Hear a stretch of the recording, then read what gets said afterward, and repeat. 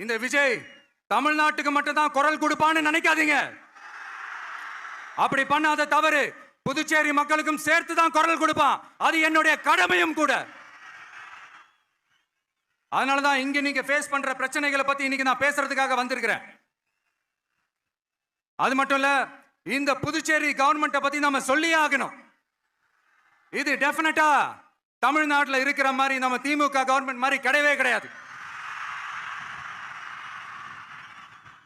ஏன்னா வேற ஒரு அரசியல் கட்சி நடத்துற நிகழ்ச்சியாகவே இருந்தாலும் அந்த நிகழ்ச்சிக்கு தன்னெழுச்சியா வர நம்ம மக்களுக்கு பாதுகாப்பு கொடுத்து பாரபட்சமே காட்டாம இந்த கவர்மெண்ட் நடந்துகிட்டு இருக்கிறாங்க.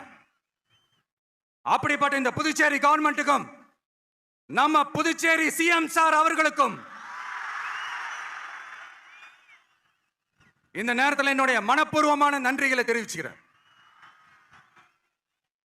இத பார்த்தாவது தமிழ்நாட்டில் இருக்கிற அந்த திமுக கவர்மெண்ட் கத்துக்கிட்டா நல்லா இருக்கும். ஐயோ, உள்ள உண்டியல் சத்தம் கேக்குதே.